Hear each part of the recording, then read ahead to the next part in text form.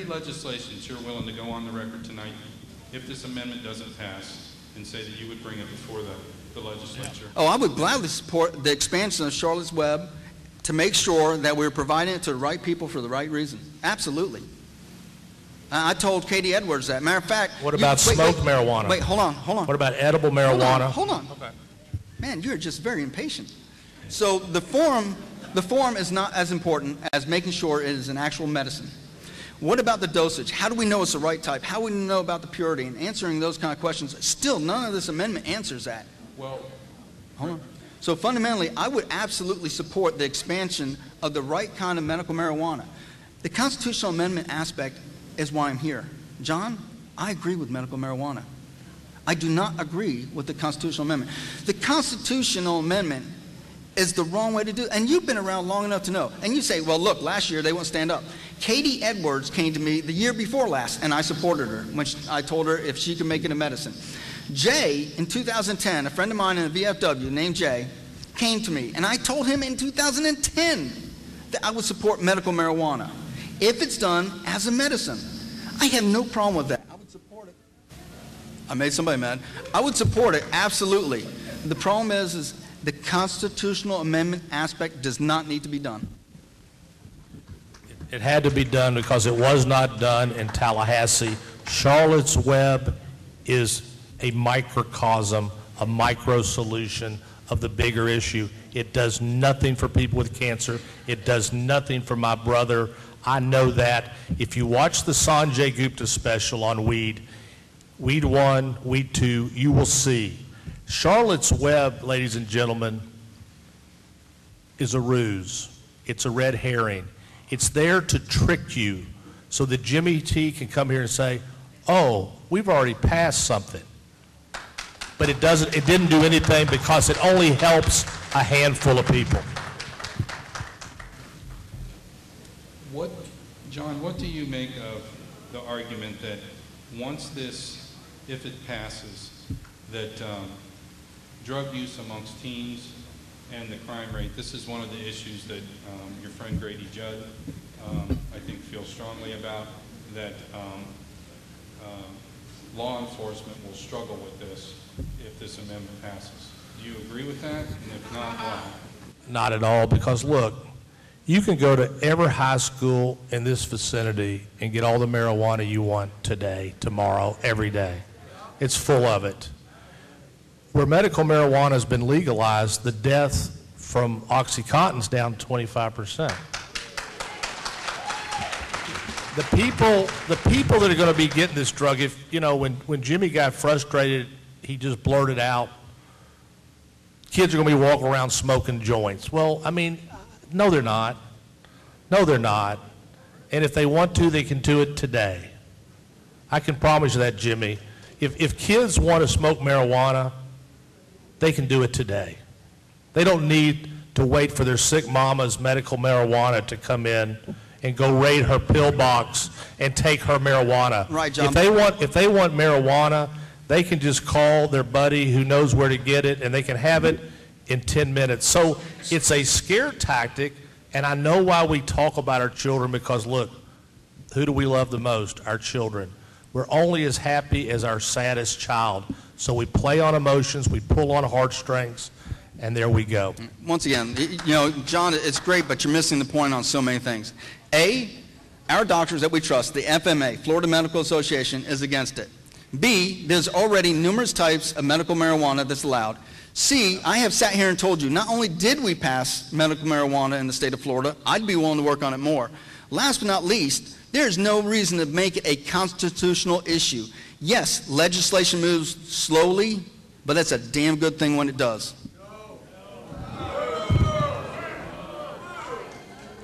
Well, let me tell you something. Let me just tell you this, Jimmie. For the 300,000 or 400,000 people who are dying and are in pain, and it's moving slowly, it moves real slow when you're watching that clock and you're dying. By the way, once again, they have medical marijuana. It doesn't work, Jimmie, you know it. Once again, you say it doesn't work. You're not a scientist, you're not a doctor, and you're sitting here proclaiming what my doctors are telling me. Doctors tell me. Are you a doctor? Doctors are telling me. I asked lots of doctors. This is a long research knowing I was going to go against you. And I've talked to doctors. Who? And they can already prescribe. Who? First of all was Dr. Renuart, who is a House member. Who? Dr. Renuart. What's he do? What kind of doctor? He's a House member, first of all. What's he do? What kind of doctor is he? I don't know. It might be emergency room or just general Is practitioner. he a vet? John, this is not 20 questions. But Listen, I don't. listen, John. When'd you talk to him? What'd he say? So look, you can't just come here and make things up. That's what I've been telling you, John. You Stop making things up. Every time I told you about the absolute use to have medical marijuana, you make it up. It doesn't work. You're making that up. Where is your scientific proof? Where is your studies? Israel. Once again, you just say, and once again, you just keep ramping it up. All right. He says he's been there 6.5 years at Moffitt. It doesn't work. Yes, so, that's there you go. Listen, So, hold on just a minute. Do you two gentlemen mind taking a couple of questions from the audience? Yes or no? Well, let me ask Jimmy a question. Yes or no? What would be the harm? John? what would be the harm? You are constitutionally No, guaranteed. the harm in the marijuana. Hold on. Once again, have you not heard any of this debate, John? Are you here with me? Because I said I'm for medical marijuana. I am for medical marijuana. John, I agree with you. Have you not heard that already? I am not for the Constitution. It's like saying I'm for guns, but I'm not for bullets. Once again, yeah, you are so, John, you are so good. Nice try. Nice try. John, you are so good at the one-liners. Hey, everybody can have all the guns you want. Got a little problem. Hey. You can't have the bullets or the gunpowder. Hey, John. Sorry. John, you're so good at A, interrupting, B, giving one-liners. You talk about making up facts, but yet you don't bring any facts. You just counteract and say yours are lies, yours are wrong. There are 7 drugs that are currently derivatives of medical marijuana that can be prescribed. The Florida House has already authorized medical marijuana in the form of Charlotte's Web. Fundamentally, How many times are you going to say that? until you finally get it, brother. I've heard.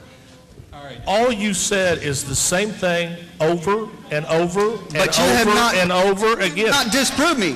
And I've told you, I've heard you loud and clear. You've 100%. been screaming in my ear. You have not disproved my facts. You just simply say you're wrong. Jimmy, John, we're going to take a couple of questions from the audience. Mr. Hey, Fowl, just 2. John, Drumston, Commissioner Drumston, the gentleman who just stood up in the blue hat, him, right there in front of you. I hope they ask We you got what kind Mike. of We drug got it. Jimmy We got it. takes. Okay, now, you know, when I talked to you guys, you weren't supposed to get like this. Now, it's Citrus County, we all get along. They're not even listening to me. Gentlemen. Okay, here you go. John Morgan, listen, Oh, I'm sorry. I didn't know he was ready. I'm still the moderator. We like John. I want you to come back. I want you to come back, but I'm still the moderator, okay?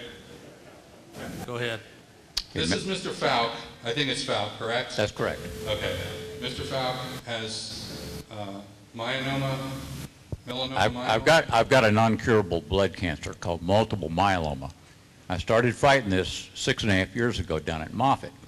I've been in 4 clinical trials, and I'm a guinea pig. There's 450 of us like us in the clinical trials group, and there's 100 different kind of cancers they're all suffering with. And 80% of that 450 get a chill-out drug: Xanax, Valium, Ativan, Prozac, all sorts of stuff. There's also, in that same group, that 50% of them are also getting a pain pill. So they take Oxys and Roxys and Percocet and Vicodin, goes on and on and on. Every day I use a quarter of a little brownie around 4:20 in the afternoon.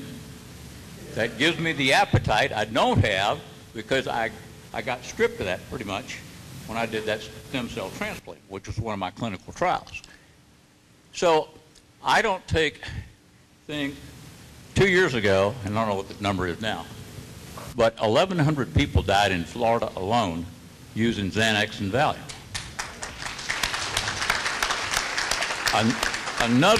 Another 1,500 died from Oxys and Roxys. Percocet killed another 400. I think alcohol killed about 560. So why don't I use anything? I've got 243 doses of chemo in me right now. I'll take another one this Friday. There's 32 side effects just to my chemo drug. Now, why would I want to take all of this other stuff? They'll give me anything. Anything. Pain management guys down there, they call them needle jockeys. That's what the nurses call them.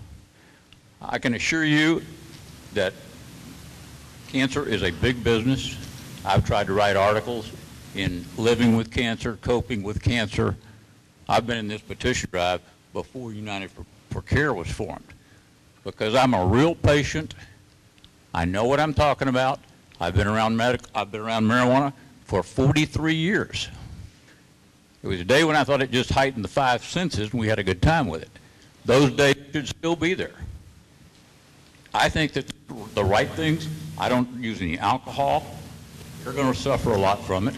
They already have some big concert type parties over there in Denver where they don't let any alcohol come in and they don't sell any. I grew up, I was in a fraternity, I can tell you all about alcohol and all the fun you can have to it. But when you reach a point using alcohol, you're not a fun person to be around anymore. That's not. I need to move on. Can I make a comment? Sure. You're the one, excuse the lighting, it's hard to see, but you are the one that came into my office, correct? I am. Okay. And you are actually part of the reason you're part of the reason that I spoke in support of medical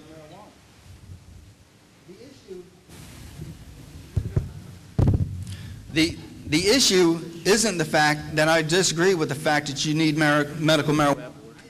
Do. You came into my office, and you're part of the reason that I went up to Tallahassee and spoke on behalf of you. Could I say another thing? And listen, I am absolutely in agreement that you should have all the tools to make your life as comfortable as possible and hopefully help you extend your life as much as possible. The issue isn't medical marijuana. The issue is the constitutionality of it. Would it be best to be a legislative policy or a constitutional policy? That's what this whole debate's about. And John, I want your brother to get everything he can. This is about the Constitution of the state of Florida. Could I say one thing? I'll just say one thing. I was at the Senate hearing, the Judicial Senate hearing on Charlotte's Web. The little girl Charlotte, all of this improvement of her going from 300 seizures a week to one seizure a week, all of that happened in the spring of 2012. These guys, and I sat over there at the hearing, they didn't really want to pass Charlotte's Web. Charlie Dean, who sits on that committee, was hiding out somewhere. He wasn't there. And so they put this thing through. One pain management doctor voted against it. How would you vote against something that works so well? So it was 2 full years after all this success with Charlotte had happened that these guys were finally boxed in, and John Morgan is exactly right. These guys got boxed in and they had to do something. But those medical marijuana bills sat in the House and the Senate for 3 full years.